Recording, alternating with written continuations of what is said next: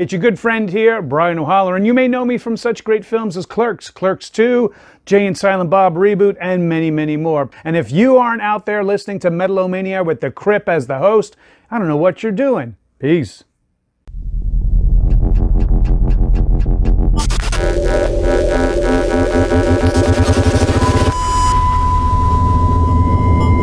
Yo, what the fuck is up? This is Joel from Out of Hand, and you're watching Metal-O-Mania with the Crypt and Scully. This is Dawn of the Dead from Nunslaughter, and you're watching Metal-O-Mania.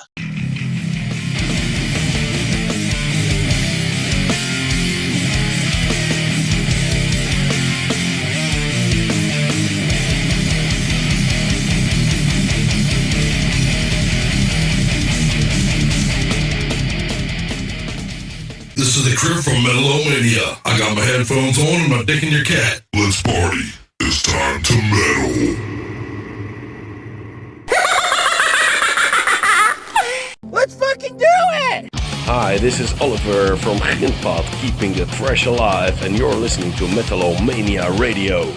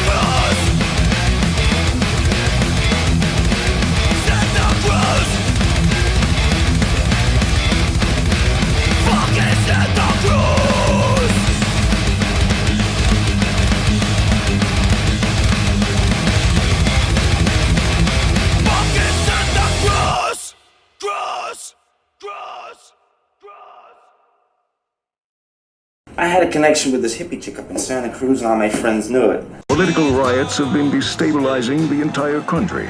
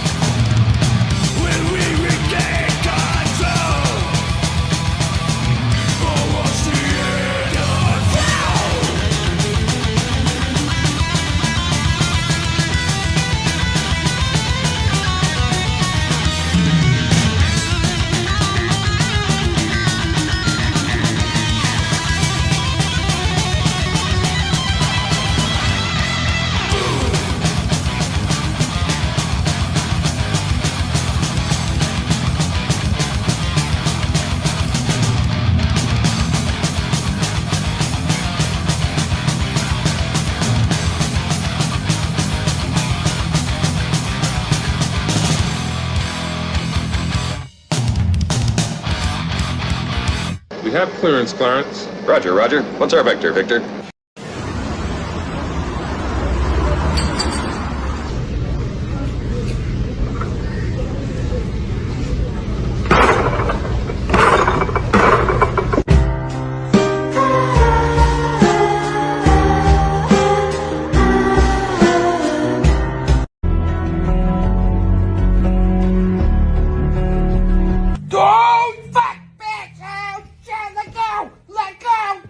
Hey, this is Joe from Gamma Bomb here, and you're listening to Metal-O-Mania with the Crypt.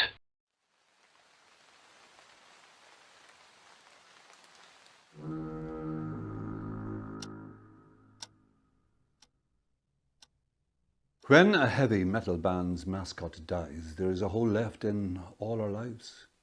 Snowy meant a great deal to you, I can see that. At least he died doing what he loved. He loved plastic explosives. I understand this is a difficult time, but as the executor of Mr. the Gamma-Abominable Snowman's estate, it falls to me to discuss his will and the disbursement of monies. Monies? He didn't have monies, he was in a metal band. Or on the contrary, Mr. the Gamma-Abominable Snowman was a careful saver and an astute investor. He left an estate of just over 5 million euros, which his will states is to be divided between the members of the band on 2 conditions. 1, the band must wear Hawaiian shirts at the wake. He loved Hawaiian shirts. And he states here, the pussy ass members of Gamma Bomb, his words, not mine.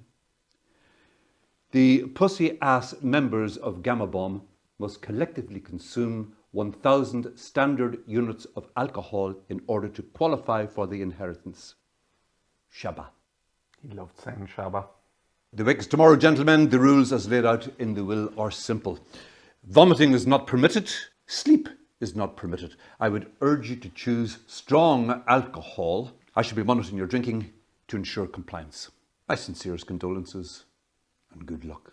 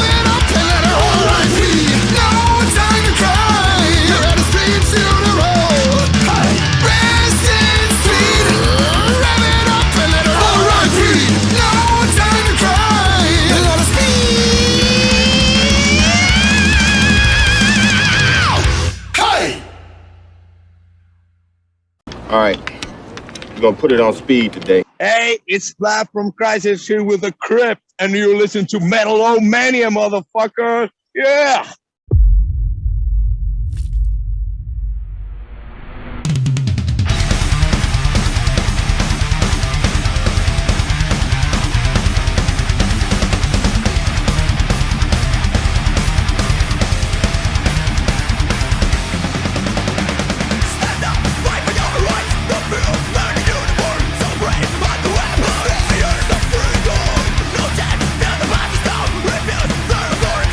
What's up?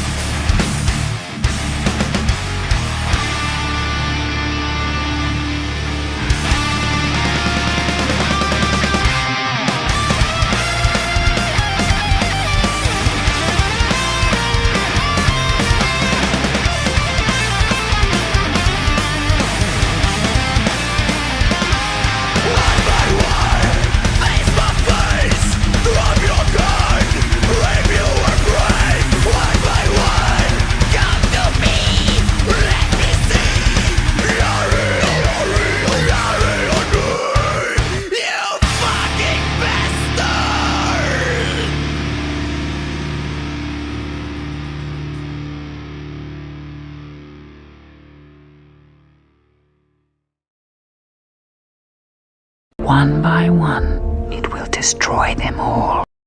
What's up out there, ladies and gentlemen and metalheads and people that like to break things with us? We're joined by a fellow breaker of things. What's up there, Ezra? How are you, sir? I'm great. How are you, Chris?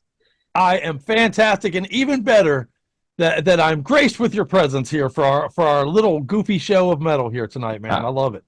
Thank you. I fucking love it.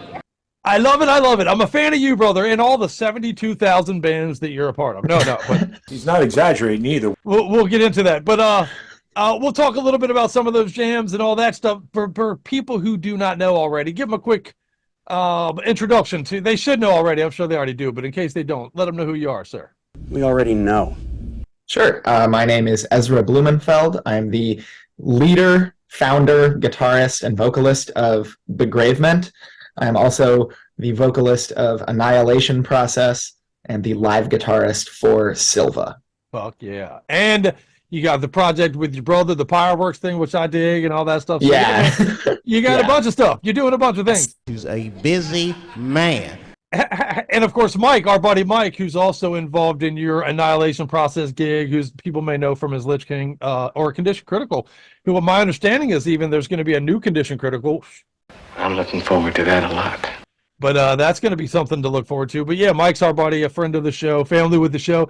And you're officially family with the show now as well, my friend. So appreciate you. Welcome to the station. Honored. Dig it, dig it. So, well, let's start with Begravement because that is right there on my releases of the year list, man. Matter of fact, we talked a little bit when I got some good things out of my Metalhead box. I believe I got my first copy of it out of a Metalhead box this year, didn't I? Which is very cool. I believe so. Yeah. So tell me a little. Quickly, give me a little background on that because I've been curious how that works, man. Do you reach out to them? Do they reach out to you? How does it work out that you end up being in the Metalhead box? Yeah, it was just so crazy because like the Metalhead box was. I've never had a subscription. I've ordered it a few times, but it was pretty influential when I was like becoming, more engrossed in like more underground metal. I was just like, it's so cool that there's these people who will just send me random CDs regardless of what I am already familiar with. Count me in. But they reached out to me and I thought my mind was blown because that was, like I said, that was something that was really important to me when I was a bit younger. They reached out to me and they offered to print some CDs on their own. Wow. Separate from the ones we had already had printed. And they said they would send us 100 of those for free. And I was like, yeah, 100 extra free CDs.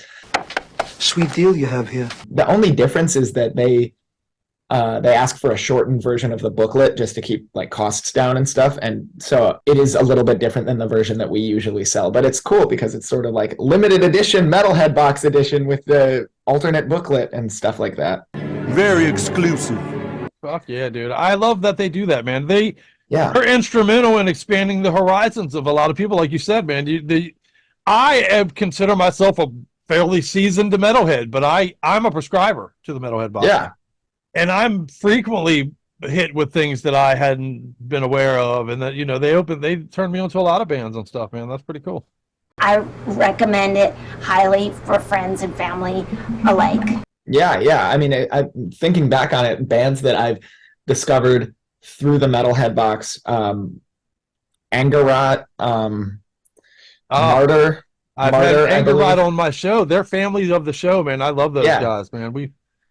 We've talked to them a few times even, man. I love those cats. Infernal Majesty. Infernal Majesty, dude. Honestly, they were one of the best interviews we got early. We talked to Chris on the show from Infernal Majesty way back in the early part of doing our program. And that's awesome. It was super cool of him to do that. He was like, man, I love what you guys are doing, so keep doing it. And those guys are cool. But hats off to the Metalhead box, man. Absolutely. But let's talk more about you. Give me a little bit. Let's talk Begravement. We'll get into some of the other bands that you're into as well, but let's talk Begravement. I know Annihilation Project is kind of Mike's baby, if I'm not mistaken. Yeah. I know he's got some other things going on, but that's kind of his baby project. And you guys are in the Annihilation Process together. But the Begravement thing is kind of yours, right? It's yours. It is mine. You built it. It's your baby. Well, every band kind of has that "this is my baby" thing, you know what I mean? And then I'll jump into your baby thing, you jump into my baby thing, you know what I mean? It's fucked up. Exactly. Hey, don't take that clip and play it isolated. That sounded fucked up. I'm not gonna lie to you, that sounds nasty. But that's cool. Well, tell me a little bit about that, man. Tell me about the birth of what became this Begravement. Because again, I shit you not, man, the Horrific Illusions Beckon, for those new to what we're talking about, is the name of you guys' release that I got before its release in my Metalhead box, and then I got another copy of it after its release because we had pre-ordered it. Big as life and twice as rotten. Tell me a little bit about it, man. Give me how Begravement came to be. All right, so basically, what was going on was, I was very young. We were all very young, and there was this weird habit amongst some young local musicians of creating these like group chats on Facebook or Instagram and being like, "This is a band now," and the majority of the time, nothing ever came of it. Like right. Someone wouldn't be interested, and we would never even jam, right? And but I met Owen, the guitarist. He was sort of like a local legend because he was very good at guitar from a very young age. All this time we had a prodigy right under our noses. I met him because we were taking guitar lessons at the same store, and we had a recital where each of us performed, and I did like an Opeth song with like growling and heavy guitar and stuff, and he did like a Gus G like neoclassical thing, and I had just turned 15, he was 15, so it was pretty crazy for both of us to be doing either of those things, honestly, and we agreed that we should jam. What? Did we just become best friends? Yep. And then miraculously, we ended up in a group chat set up by someone else. And I was like, okay, wait, but this time it is happening. Right, this is it. And then we kicked out the person who started the group chat. and for a long time, it was just me and Owen. And we had to really, really look for bassists and drummers. And he and I, our very first demo, he and I actually recorded just the two of us because he's also a very, very competent drummer. Yeah. So he drummed and we both did guitars and we each did bass on one song and stuff like that. And that really helped in like, getting the word out locally about Begravement and finally like cementing a solid lineup. Let's get this show on the roll. It always seems to be that these projects are just a drummer away from, let's make it happen. We need a fucking drummer. Fuck. Yeah. We're really lucky because our drummer, as far as I know, he's only really in one other band right now, and it's not a metal band. Whoa. It's not a metal band. And I'm like, I know people are hitting him up because he's like crazy good. I guess he's just being like, no, I don't have the time. Man, just join the band. No, I'm not joining the band. Join the band. I'm not joining the band, man. Join the band. No. We like one of the best drummers in the state. Like this is the only metal band he wants to be in. That's a beautiful thing, and the results show, man. Because the drum work on Horrific is pretty kick ass, man. That's a fucking it is stellar. Yeah, wonderful job, son. Just stellar. And again, it's almost a weekly disclaimer here on the show. But you young metalheads out there, man, I'm telling you, pick up the sticks. There's a band that needs you if you can throw them sticks, brother. There's like seven bands that need you. If you can throw the drumsticks around. So there's always going to be a band for you if you can drum. You guys are hard to find. If you're a guitar player, you might be sitting on the sidelines because there's a lot of talented motherfuckers doing things. But if you're a drummer, somebody needs you, I promise. That's my weekly absolutely. shout out. Yeah. It's almost a PSA at this point, public service announcement from the metalheads. I mean, in fact, you should treat this like a public service announcement. But, well, that's cool, man. So then I guess you got it together. And when was that? What year was that, I guess, officially? I know Encyclopedium says it's 2018. Is that accurate? That was the year that Owen and I started it and things. And then put out our first demo a little over a year later. And then in early 2020, our bassist Matt joined literally a month and a half before the pandemic started. And fuck me. He has sort of taken up the role of co-leader, I would say. Of all of us, he's the one who seems to have the next most interest. My name is number 2. Which is nice. He's not he's not butting heads with me over anything, but if I ask him to do something to help out, if I ask him to do something to help out, he can usually do it, which is cool. You can count on him. Yeah, that's way cool. That shit is worth its weight in gold, in fact, man. Yeah. And again, it shows overall in what the final product is all the time. You can always tell if everybody's into it or if you got somebody roped. There's a difference. It comes out. The proof is in the pudding.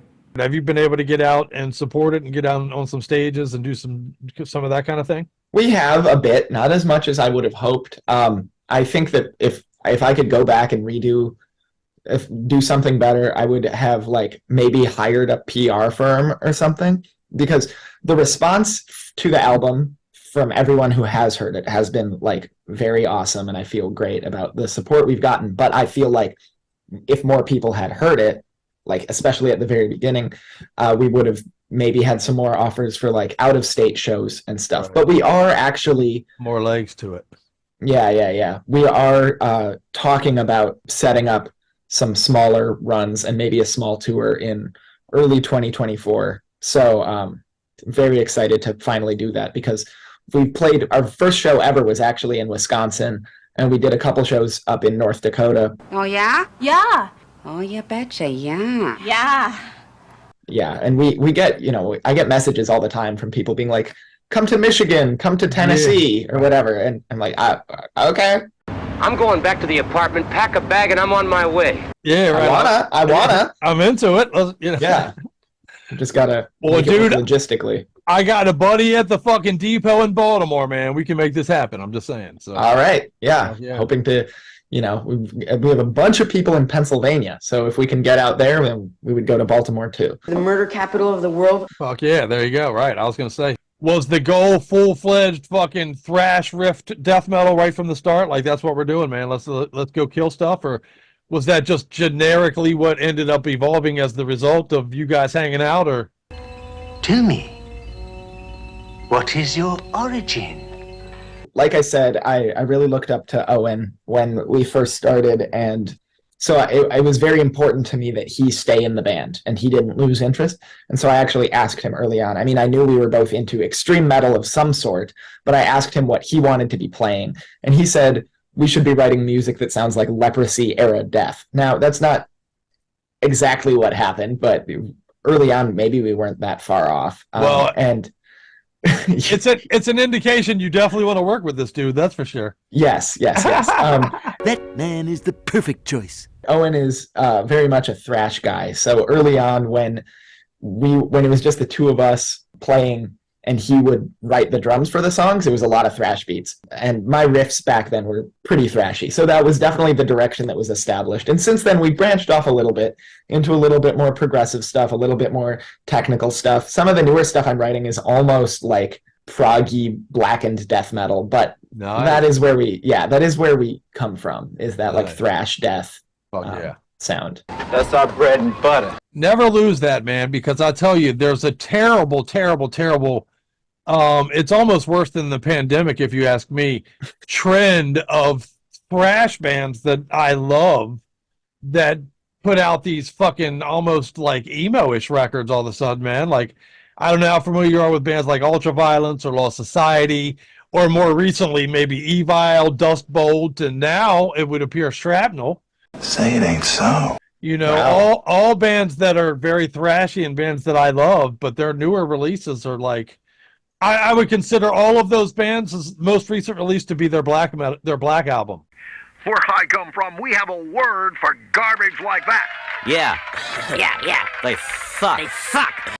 Yeah, I don't see Begravement ever doing that.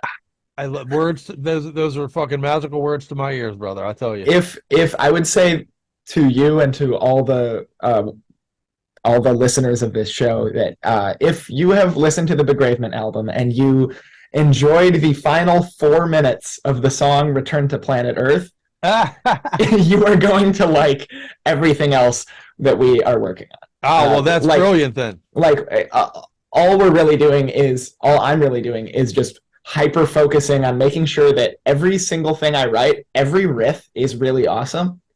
I don't want there to be any weak moments. I love our new album. There are some things from a writing standpoint and from a collaborative standpoint that I would definitely change, because what tended to happen was I would write a song and send it to the band and they would learn it verbatim. And Matt would write a song and send it to the band and they would learn it verbatim. And so like there wasn't a lot of like, hey, do you like this? Do you think we should change this? How can we make this the best it can possibly be? It was just like, well, this is how I wrote it, so it's how it's going to be. STTS. Stick to the script. Last week, we had a songwriting session, which we have like almost never really done before. And we wrote about 3 minutes of like one of the most kick-ass songs we've ever written, like all together. And I was like, this is what I was hoping would happen. Like all of us putting our heads together and coming up with some really awesome like death metal.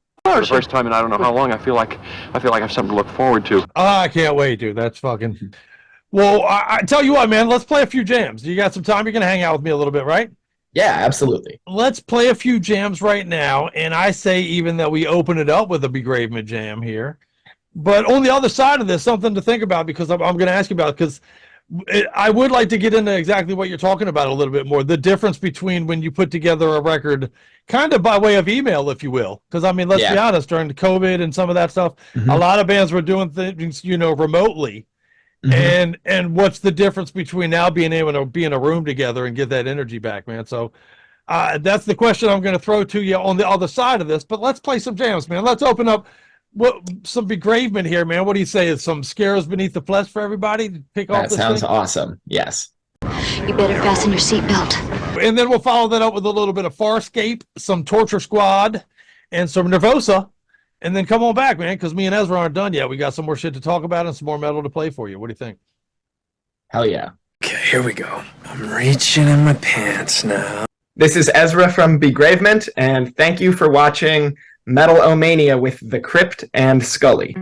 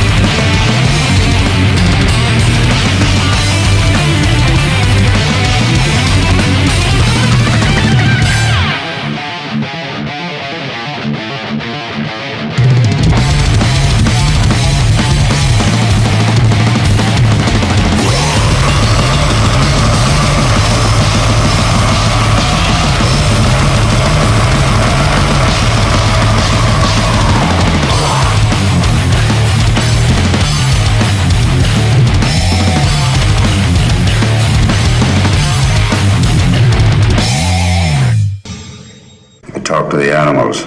It was said even the bugs would answer him. I'm so sorry, Chris. I forgot it was Wednesday.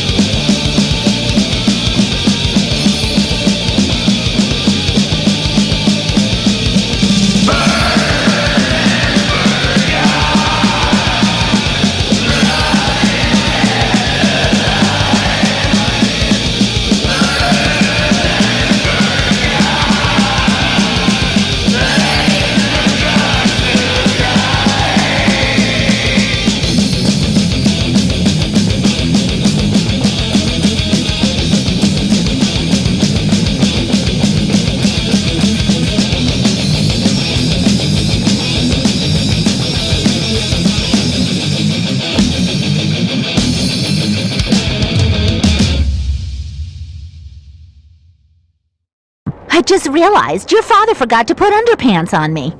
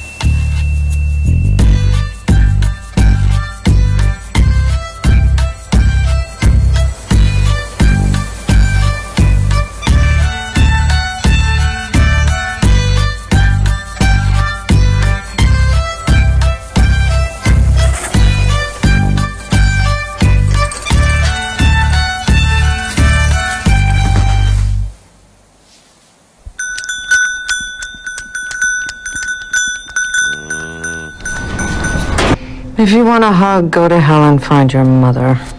Jesus.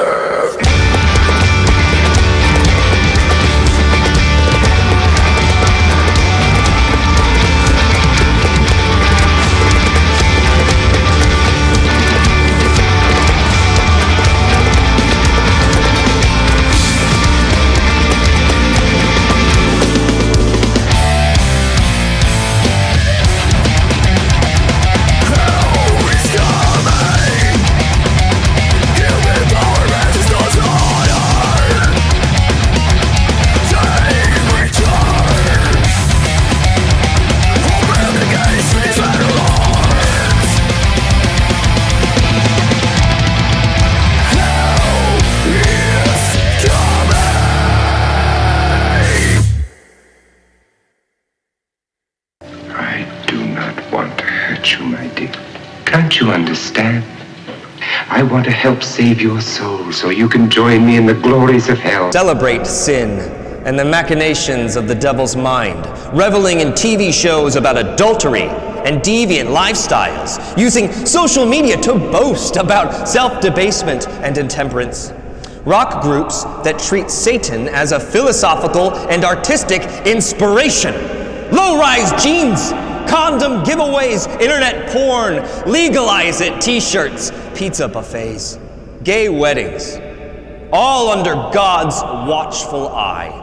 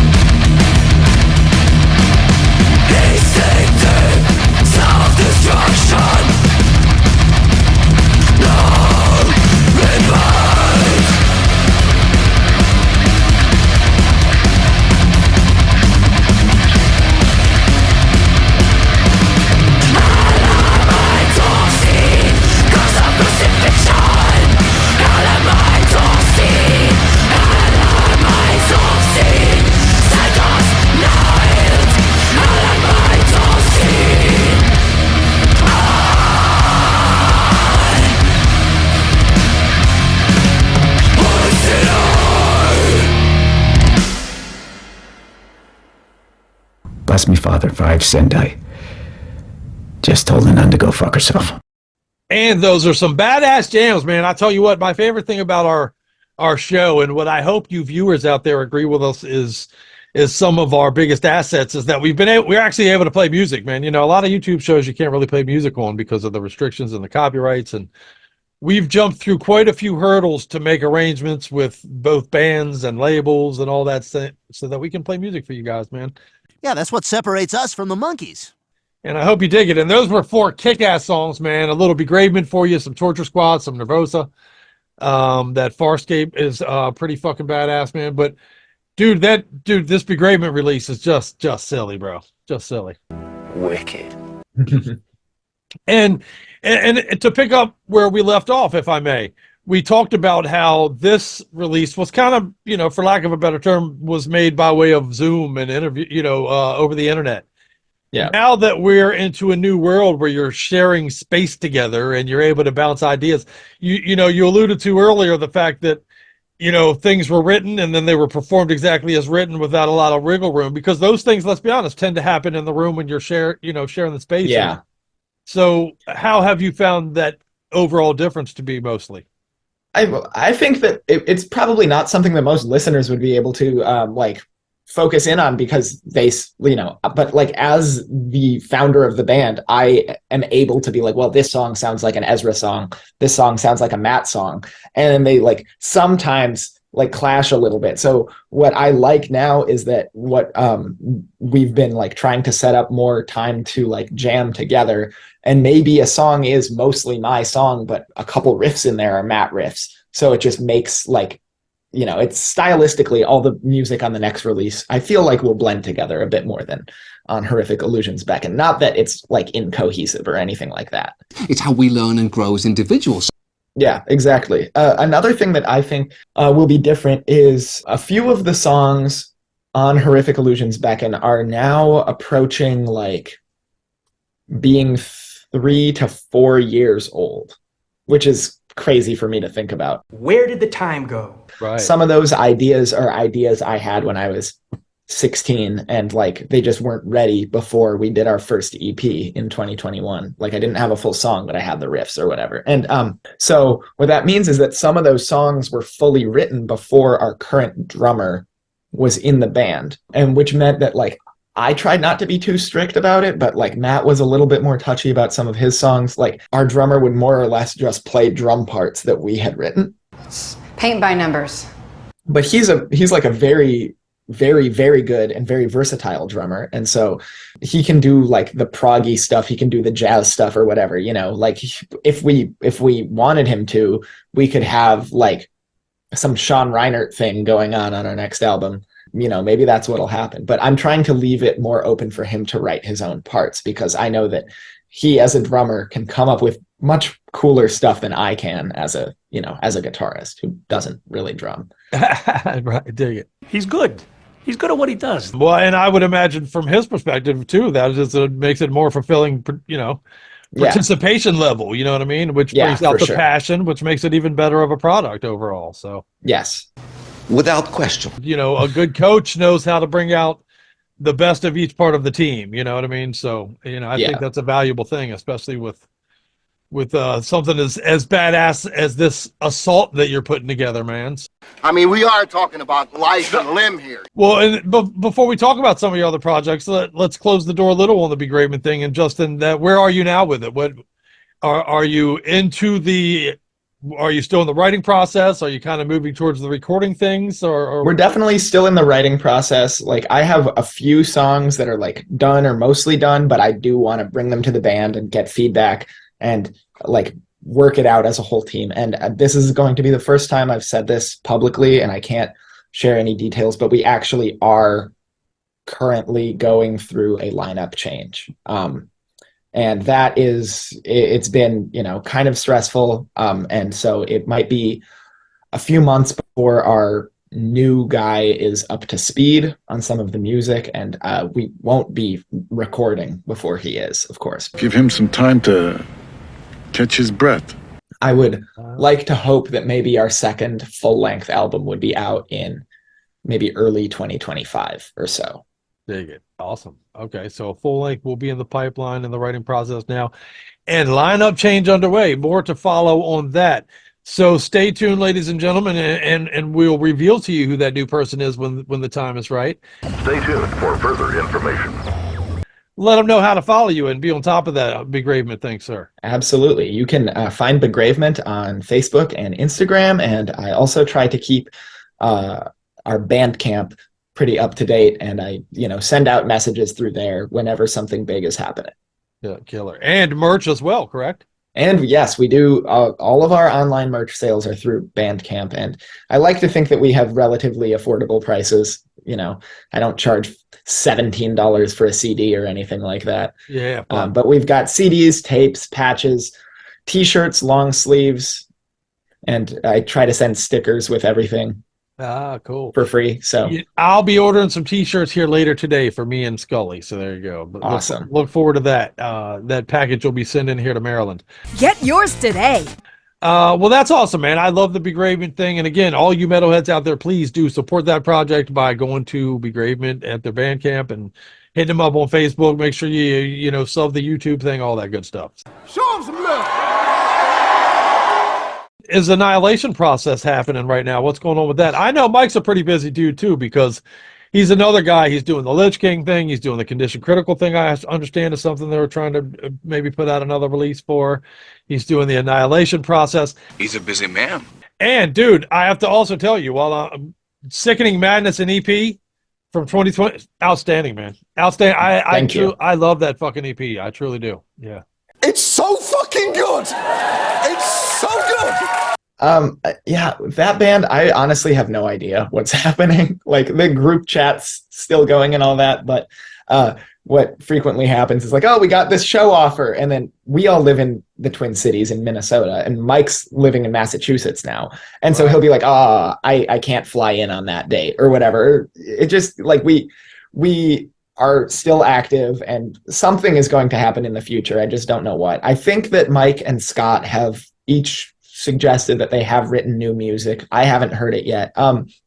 When I joined that band, I basically did it because the drummer, Tom Tier, he was actually the live drummer for the first 4 Begravement shows because we didn't have a drummer. And so he was like, hey, Ezra, you like thrash, right? I have this thrash band that's looking for a vocalist. I think you would be a good fit. So I went over there, I jammed, and then at the end of it, Mike was like, yeah, something, because I'm in Lich King. And I was like, you're in Lich King? I, of course, had known about that band for forever, and I didn't realize I was auditioning for a band with a member of Lich King in it. But An unexpected honor. When I got there, they already had the full EP written, including lyrics. So I did not participate in the writing process at all. I just learned the songs. So I went to the studio in May of last year and like threw down the vocal tracks for that EP over a few days, and then we did like 3 shows, 2 of which were after Mike had moved out to Massachusetts. So he has flown back here twice to do shows, which is like, I think, kind of admirable. Yeah, that's if I were in that situation, I would probably just be like, this band is done. Okay, that's a wrap, everybody. Yeah. I'll start something new in Massachusetts. But he hasn't. He keeps talking about wanting to do stuff, and I believe that something will happen.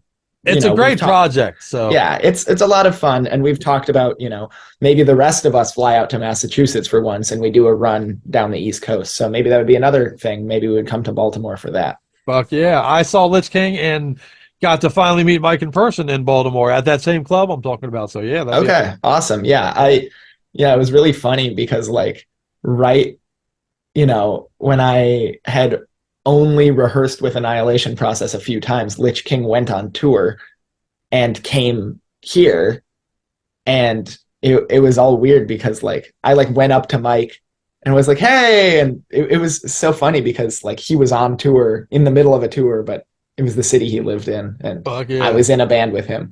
It was awkward. I love that dude. He's a great friend of the show, man. We've talked to him quite a few times at this point, and dude, again, I'm looking forward to more Annihilation Process. I mean, I'm willing to stick with it as long as they are. So, well, as a listener and a fan, what I'm taking from what you're saying is exactly, it breathes. It still breathes. It still has life. Yes. So. Yes. Alive. It's alive. It's alive. That's good shit, man.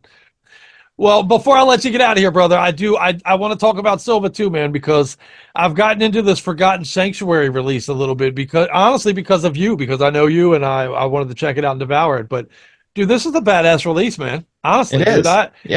I'm not usually, our listeners give me shit all the time because I like blackened thrash. Mm-hmm. And not a lot of other blackened things, and this has definitely some blackened elements to it. But dude, Dude, this is a great, fantastic. Forgotten Sanctuary is stellar.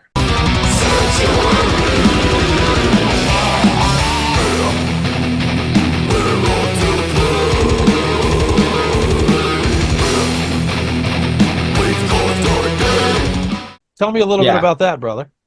All right, so Taylor Hagginson, who's Silva is his band. He and I are very good friends. He was in a local band a while ago called Agony Reigns, which you would definitely not approve of. They're a thrash band that turned emo. A fate worse than death. Yeah, I would be climbing into his ass like a fucking hemorrhoid, brother. Which is sort of like why he left, I believe. But he's like me. He's very into like super underground metal and obscure stuff and things like that. And he was the lead guitarist for Coffin Rights, which was a great band. One of the best local bands here we've ever had. And so I became very good friends with him around when Begravement started doing shows. He's like a brother to me now.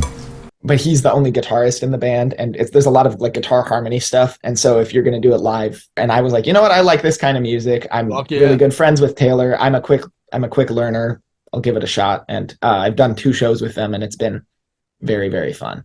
They're playing Milwaukee Metal Fest. Oh, really? Year. Yeah. Awesome. So I get to do that. So I got that going for me, which is nice. I love playing with Begravement, but because I have so many responsibilities, like sometimes I can get like stressed out, and I'm playing the music, but I'm also running social media and mailing merch and all this. And it's nice to have a band that I can go and play with where someone else is doing all of that. And I don't have to, I'm not expected to throw money at it or even like really learn the songs to record or anything like that. Right. I just show up and I play shows. Oh, it's a sweet gig. All we need from you is your passion, brother. Exactly. I love it. Well, I guess if they follow you on social media, they'll be able to follow all your projects too, right? Like they'll be able to do this. Silva, I can't tell you people enough, man. This is a stellar release. I have very recently, it just came out in October, right before Halloween. Yeah. And it's really great, man. I'm a big fan of this release. I'm glad we got to talk about it. If you're a big fan of Dissection or Sacramentum or even like early Amon Amarth, like you will like Silva. Early Amon Amarth. Early stages, very early stages. Yeah, right. An important thing you just said there, but accurate, right? Yeah. If you like Amon Amarth, but you only like Berserker, stay away. This is not for you. Do not come near Silva. Ignore it. No, right, just kidding. Right. Listen to it and then also get better taste in metal, please. Yeah, no shit. There you go, right? That is great advice. Dear God. Well, dude, you fucking rock, Ezra. I appreciate the fuck out of this, man. For real. Thank you. Thank you for having me, Chris. Always a good time. That was fun! What a pair of wretched creatures.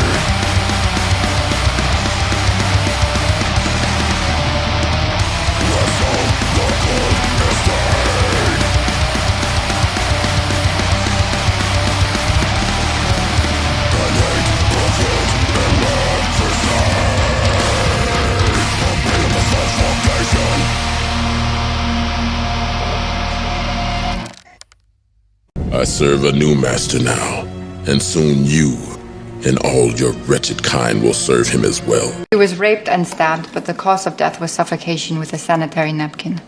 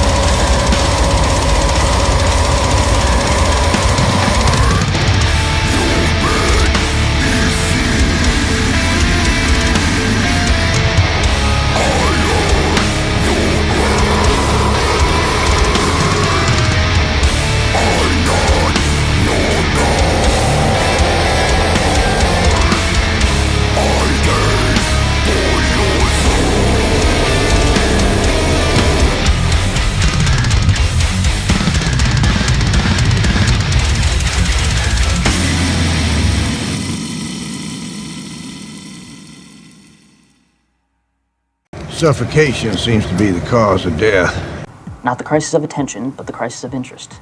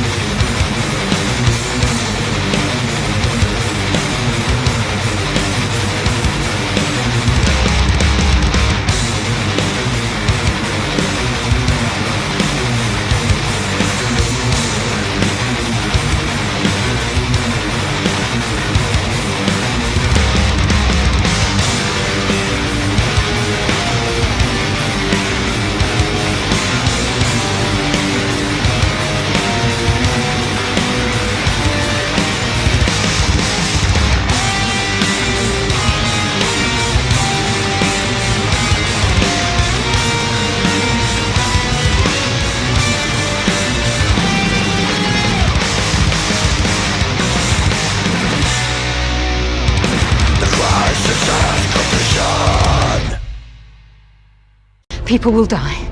A lot of them, but the crisis will be averted. I know I'm late, but I'm watching this game.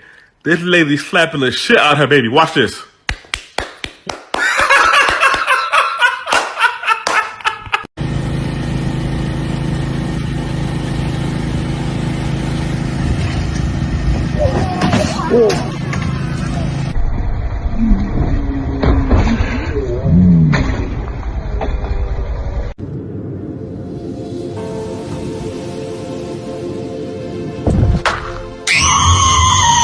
I mean, I really feel that everything I've done is horrific. Just horrific.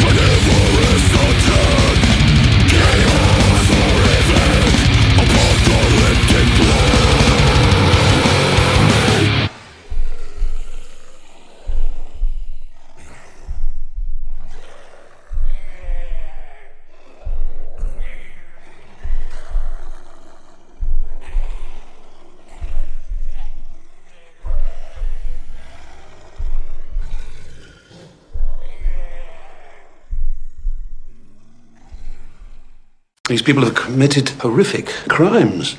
These guys have perpetrated the greatest crime against the American people ever seen.